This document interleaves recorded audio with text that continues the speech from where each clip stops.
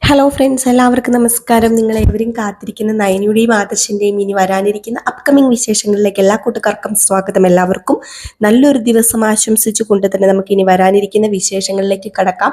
അതിനു മുമ്പായിട്ട് ആരെങ്കിലും നമ്മുടെ ചാനൽ ആദ്യമായിട്ട് കാണുന്നുണ്ടെങ്കിൽ സബ്സ്ക്രൈബ് ചെയ്തു വെച്ചോളൂ കേട്ടോ. അതിനോടൊപ്പം മാക്സിമം എല്ലാവരും നമ്മുടെ വീഡിയോ ഇഷ്ടപ്പെടുകയാണെങ്കിൽ തീർച്ചയായിട്ടും ഒരു ലൈക്ക് അടിച്ചിട്ടേ പോകാവുള്ളേ. അപ്പം നമുക്ക് നേരെ വിശേഷത്തിലേക്ക് തന്നെ പോകാം അല്ലേ.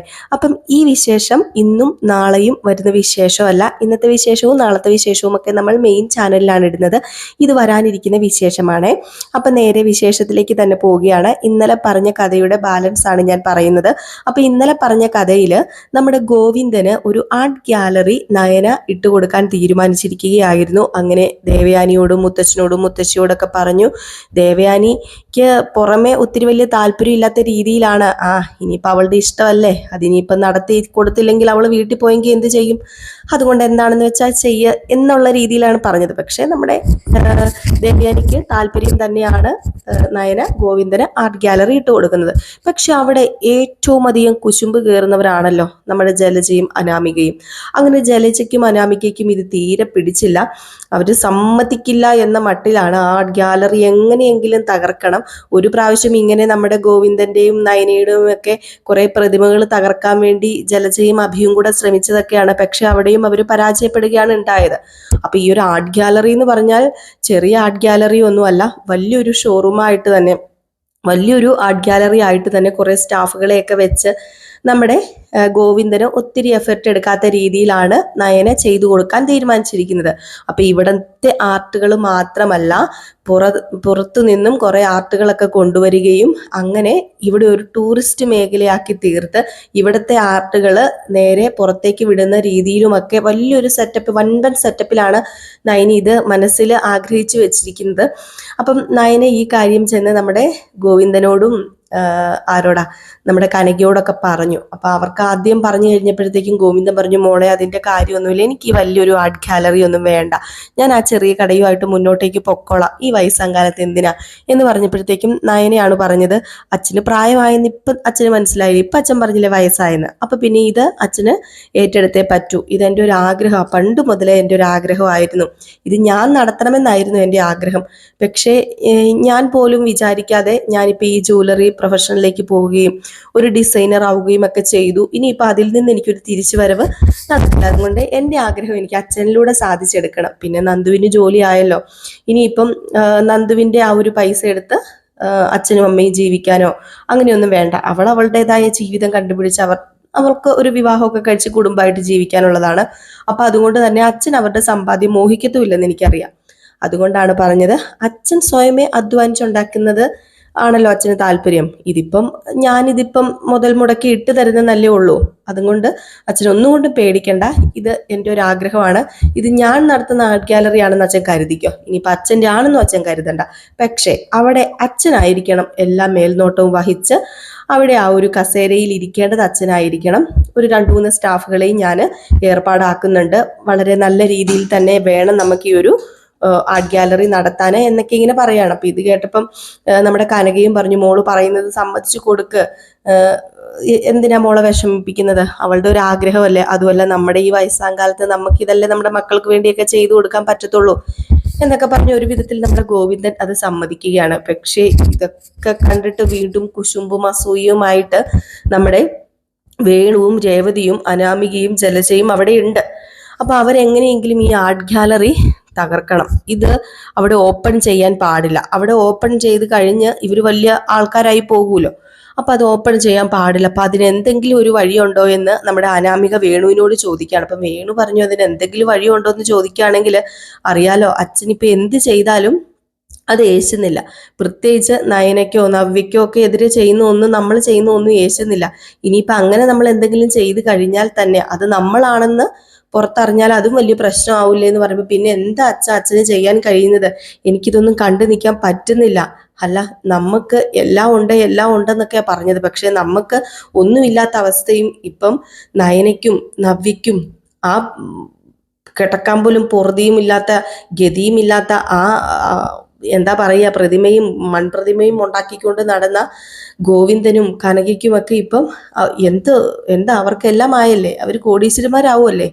അപ്പം എനിക്കത് കണ്ടുകൊണ്ട് നിൽക്കാൻ ഒരിക്കലും പറ്റില്ല എന്ന് പറഞ്ഞപ്പോഴത്തേക്കും നമ്മുടെ രേവതിയും പറഞ്ഞു, മോളുടെ ഈ ഒരു പ്രതിസന്ധിയെ നമ്മൾ എങ്ങനെ നേരിടും, ഇവക്ക് എന്തെങ്കിലും ഒരു പരിഹാരം ഉണ്ടാകണമല്ലോ.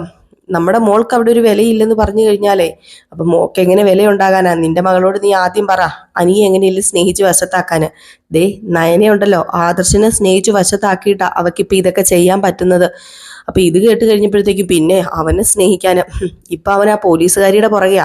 അവളെ പോലീസുകാരി ആയതിൽ പിന്നെ ഏത് നേരം അവന് സ്റ്റേഷന്റെ പരിസരത്ത് പോകാനേ നേരമുള്ളൂ.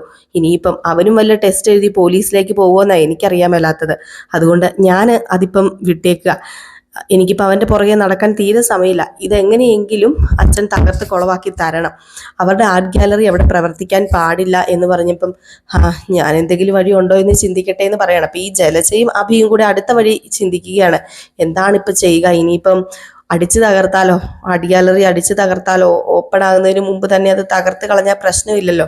അപ്പൊ അഭി ഇങ്ങനെ പറയുമ്പോഴത്തേക്ക് നീ എന്ത് പൊട്ടത്തരം അവിടെ പറയുന്നത്? അങ്ങനെ അടിച്ചു തകർത്ത് കഴിഞ്ഞിട്ടുണ്ടെങ്കിൽ ഇത് വലിയ കേസും ആയി കഴിഞ്ഞാൽ പിന്നെ ലാസ്റ്റ് നീ ജയിലിൽ പോയി കിടന്ന് ഉണ്ട തിന്നേണ്ടി വരും. നീ അതുകൊണ്ട് അടിച്ചു തകർക്കുന്ന കാര്യമൊന്നും ചിന്തിക്കരുത്. നയനയൊക്കെ ബുദ്ധിപരമായിട്ടാണ് നീങ്ങുന്നത്, ബുദ്ധിപരമായിട്ട്. അവളുടെ ബുദ്ധി ഉപയോഗിച്ച അവളെല്ലാം ചെയ്യുന്നത്. അതുപോലെ ബുദ്ധി ഉപയോഗിച്ച് ചെയ്യാൻ നോക്കാം. അതിനെവിടെന്നാ നിനക്ക് വല്ല ബുദ്ധിയും ഉണ്ടോ? നിന്റെ ബുദ്ധി എന്ന് പറഞ്ഞ തലനിറം മണ്ണാക്കട്ടയല്ലേ. പിന്നെ നിനക്ക് എങ്ങനെ ബുദ്ധി വരാനാ? ഒരുത്തിനെ പോയി കെട്ടിക്കൊണ്ടും വന്നേക്കുന്നു, അതും നോക്കാതെയും കാണാതെയും ഒരു ദാരിദ്ര്യം പിടിച്ച വീട്ടിൽ നിന്ന്. നീ കാരണമല്ല ഇപ്പൊ ഇത്രയും പ്രശ്നമൊക്കെ ഇവിടെ ഉണ്ടായത് എന്നൊക്കെ പറഞ്ഞപ്പോ അമ്മ ഇങ്ങനെ എന്നെ കുറ്റപ്പെടുത്താതെ നമുക്ക് എന്തെങ്കിലും ഒരു വഴി കണ്ടെത്താം അമ്മയെന്ന് പറയുമ്പോൾ നീ കൂടുതൽ വഴി കണ്ടെത്താനൊന്നും ഇനി നിൽക്കണ്ട. ഞാൻ എന്താണെന്ന് വെച്ചാൽ വഴി കണ്ടെത്തിക്കോളാം. നീ കണ്ടെത്തുന്ന വഴികളൊക്കെ എങ്ങോട്ടുള്ള വഴികളാണെന്ന് എനിക്കറിയാം. നിനക്ക് ആകെ പറഞ്ഞിട്ടുള്ളത് കണ്ട പെണ്ണുങ്ങളുടെ പുറകെ നടക്കാനല്ലേ എന്ന് പറയുമ്പോൾ അമ്മ എന്താ ഇങ്ങനെയൊക്കെ പറയുന്നത്? പിന്നെ ഞാൻ പറയുന്നതിനാണോ അവിടെ തെറ്റിരിക്കുന്നത്? നിനക്ക് എവിടെയൊക്കെ ഏതൊക്കെ പെണ്ണുകളുമായിട്ട് ബന്ധമുണ്ടെന്ന് ദേ എന്നെ കൊണ്ടൊന്നും പറയിപ്പിക്കരുത്. ഒരമ്മയായി പോയി ഞാൻ എന്നൊക്കെ പറഞ്ഞിട്ട് ജലജ ഇങ്ങനെ തല പുകയുവാണ്. എന്തെങ്കിലും ഒരു വഴിയുണ്ടോ? ആർട്ട് ഗാലറി മുന്നോട്ടേക്ക് കൊണ്ടുപോകാൻ ഒട്ടും താല്പര്യമില്ല. അപ്പൊ ഈ ആർട്ട് ഗാലറിയുടെ ആ ഒരു ഇനാഗുറേഷൻ ഒക്കെ ആയി. അപ്പൊ ഇനാഗുറേഷൻ കാർഡൊക്കെ അടിച്ചിറക്കുകയാണ്. അങ്ങനെ ഇനാഗുറേഷൻ കാർഡൊക്കെ അടിച്ചിറക്കി. ഇനാഗുറേഷന്റെ കാർഡ് നമ്മുടെ അബിയുടെ കയ്യിൽ കിട്ടുകയും അബിയുടെ കൂട്ടുകാരുടെ അബിയുടെ കയ്യിലാണ് കിട്ടിയത്. അങ്ങനെ അബി കൂട്ടുകാരോട് പറഞ്ഞു, ഇതെനിക്ക് സഹിക്കാൻ പറ്റുന്നില്ലടാ, സഹിക്കാൻ പറ്റുന്നതിലും അപ്പുറമാണ്. എന്റെ ശത്രുവാണ് നയന. അവളിപ്പോ എല്ലാം നേടിയെടുത്തോണ്ടിരിക്കുക. അതും എനിക്കും എൻ്റെ അമ്മയ്ക്കും ഒക്കെ തിന്നാനുള്ളതാണ് ഇപ്പൊ അവൾ അവളുടെ വീട്ടിൽ കൊണ്ട് കൊടുക്കാൻ പോകുന്നത്. അതുകൊണ്ട് എനിക്കിതിനോട് താല്പര്യമില്ല. എന്തെങ്കിലും ഒരു വഴിയുണ്ടോ എന്നിങ്ങനെ ചോദിക്കുമ്പോഴത്തേക്ക് കൂട്ടുകാരന്മാർ പറയാണ്, ഇതിനൊരു വഴിയുണ്ട്. നമുക്ക് വേണമെങ്കിൽ ഒരു വഴി നോക്കാം. ഞാൻ നിന്നെ കുറച്ച് പേരെ പരിചയപ്പെടുത്താം. അവരുമായിട്ട് മുന്നോട്ടേക്ക് പോകുവാണെങ്കിൽ ഒരു പക്ഷേ ഈ ആർട്ട് ഗാലറി ഒരു രാത്രി കൊണ്ട് അവിടെ ബോംബിട്ടവർ തകർക്കും. ബോംബിട്ട് തകർത്ത് കഴിഞ്ഞാൽ പിന്നെ പ്രശ്നമില്ലല്ലോ. ഏതായാലും ഇതില് നീ ആണ് ഇതിന്റെ പിന്നിലെന്ന് അറിയത്തേ ഇല്ല എന്ന് പറഞ്ഞപ്പോഴത്തേക്കും അയ്യോ അത് വേണോ? അമ്മ പറഞ്ഞത് അങ്ങനെയൊന്നും ചെയ്യണ്ടെന്നാ. ഇനിയിപ്പം കണ്ടുപിടിച്ചു കഴിഞ്ഞാല് എങ്ങനെ കണ്ടുപിടിക്കാനാടാ? അങ്ങനെയൊന്നും കണ്ടുപിടിക്കാൻ പോകുന്നില്ല. ഇപ്പോഴേ ഒരു തരം ബോംബുണ്ട്. ആ ബോംബ് അവിടെ സെറ്റ് ചെയ്ത് കഴിഞ്ഞാൽ നമ്മൾ ആ പരിസരത്തൊന്നും വേണ്ട. ദേ ഒരു 2-3 കിലോമീറ്റർ അകലെ ഇരുന്നാലും ആ ബോംബ് നമ്മുടെ കൈകളിലാണ്. അത് നമ്മൾ വിചാരിക്കുന്ന സമയത്ത് പൊട്ടും. എങ്കിൽ പിന്നെ എല്ലാവരും അതിനകത്ത് നിൽക്കുന്ന സമയത്ത് ഈ ബോംബങ്ങ് വെച്ച് പൊട്ടിച്ചാലോ എന്നൊക്കെ പറയാണ്. എന്നൊക്കെ ഇങ്ങനെ ചിന്തിക്കുന്നുണ്ട് കേട്ടോ.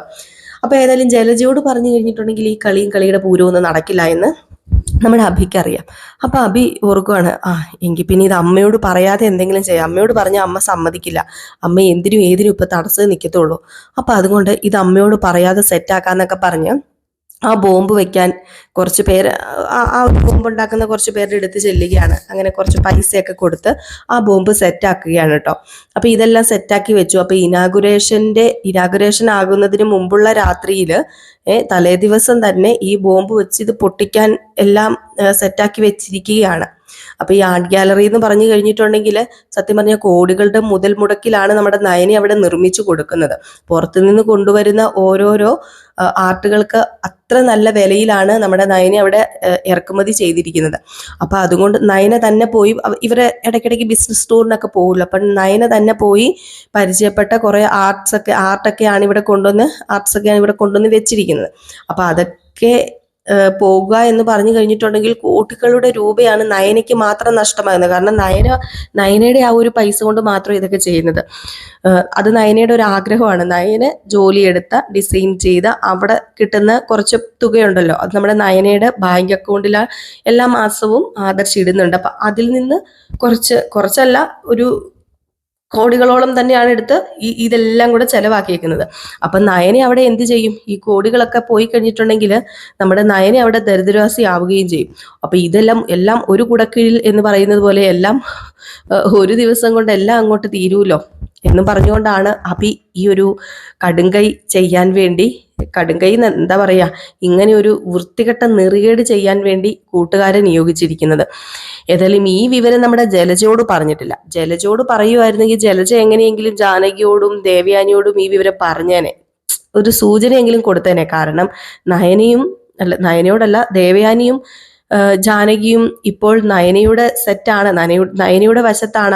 അവരിപ്പം നയനയെ സ്നേഹിക്കുന്നവരാണ് എന്നൊന്നും ജലജയ്ക്കോ അഭിക്കോ ആർക്കോ ഒന്നും അറിയത്തില്ലാത്തത് കൊണ്ട് തന്നെ നമ്മുടെ നയനയെ ഇവിടുന്ന് തുരത്താൻ വേണ്ടി ദേവയാനിയും കൂട്ടുനിൽക്കും എന്നൊരു ചിന്തയുണ്ടല്ലോ ജലജയ്ക്ക്.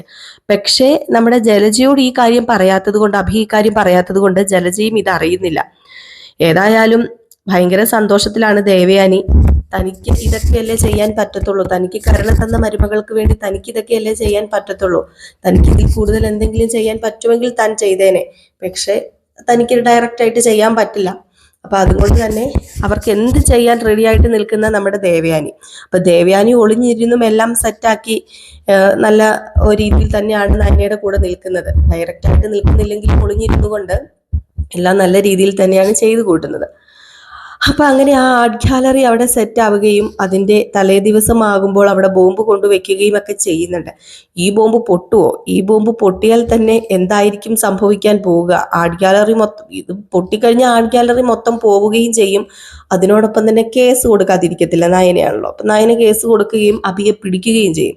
ഏതായാലും ഈ ബോംബ് പൊട്ടുന്നില്ല കേട്ടോ. ഈ ബോംബ് പൊട്ടാത്ത വിധം ഒരാൾ ഇതിൽ പ്രവർത്തിക്കുന്നുണ്ട്. അത് വേറെ ആരുമല്ല, നമ്മുടെ നന്ദു. അപ്പം നന്ദുവിന് ഒരു ഇൻഫർമേഷൻ കിട്ടുകയാണ്. അപ്പം നന്ദു അഭിയെ, ഇവരിങ്ങനെ പോലീസ് ജീപ്പിൽ ഇങ്ങനെ പോകുമ്പം, അതായത് നമ്മുടെ നന്ദു പോലീസ് ആയല്ലോ, അതായത് SI ആയി, SI സെലക്ഷൻ കിട്ടി, SI ഒക്കെ ആയി കഴിഞ്ഞിട്ടുള്ള സംഭവങ്ങളാണ് ഇപ്പം പറയുന്നത്. അപ്പം അതുകൊണ്ട് തന്നെ SI ജീപ്പിൽ ഇങ്ങനെ പോലീസ് ജീപ്പിൽ ഇങ്ങനെ ചുറ്റിക്കറങ്ങുകയും ചെയ്യുമ്പോഴത്തേക്കും അഭിയും അഭിയുടെ കുറച്ച് കൂട്ടരും ഇങ്ങനെ നിൽക്കുന്നത് കാണുന്നു. അപ്പൊ ഈ ഗുണ്ടകളെ നന്നായിട്ട് അറിയാം നമ്മുടെ നന്ദുവിന്. ഇവന്മാർക്ക് ഇത് തന്നെയാണ് പണി. ഇവന്മാരുടെ കയ്യിൽ ഒരു പ്രത്യേക സ്ഫോടന വസ്തു ഉണ്ട്. ഇവന്മാർ ഇതുകൊണ്ട് കുറേ സംഭവങ്ങൾ ചെയ്തിട്ടുണ്ട്, കുറേ കൊട്ടേഷനുകൾ ചെയ്തിട്ടുണ്ട് എന്നറിയാം. അപ്പൊ ഇവന്മാരൊരു പിടികിട്ടാ പുള്ളിയായിട്ട് നടക്കുന്നവന്മാരാണ്. അപ്പൊ ഇവിടെ അഭി വന്ന് ഇവരോട് സംസാരിക്കണമെങ്കിൽ ഇതിന്റെ പിന്നിൽ എന്തോ ഉണ്ടെന്ന് മനസ്സിലായി. നമ്മുടെ അഭിയുടെ പുറകെ എല്ലാം മണത്തറിഞ്ഞ് നന്ദു നടക്കുന്നുണ്ടായിരുന്നു. അങ്ങനെയാണ് നന്ദു ആ സത്യം കണ്ടുപിടിക്കുകയും നന്ദു തന്നെ അത് നിർവീര്യമാക്കി കളയുകയും ചെയ്യുന്ന ആ ബോംബ്.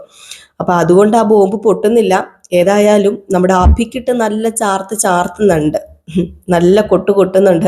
അത് പോലീസ് സ്റ്റേഷനിൽ കൊണ്ടുപോയൊന്നും അല്ല, നമ്മുടെ നന്ദു പോലീസ് സ്റ്റേഷനിൽ കൊണ്ടുപോകാതെ തന്നെ നല്ല കൊട്ടുന്നുണ്ട്.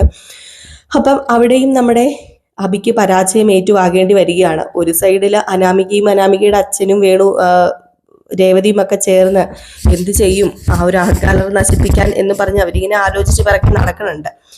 അപ്പൊ ഇങ്ങനെയുള്ള വിശേഷങ്ങളൊക്കെയാണ് വരാൻ പോകുന്നത്. അപ്പൊ നിങ്ങൾക്ക് ഇനി വരാനിരിക്കുന്ന അപ്കമിങ് വിശേഷങ്ങളൊക്കെ കേൾക്കാൻ താല്പര്യമുള്ളവരാണെങ്കിൽ തീർച്ചയായിട്ടും നമ്മുടെ ചാനൽ ഒന്ന് സബ്സ്ക്രൈബ് ചെയ്ത് വെച്ചോളൂ.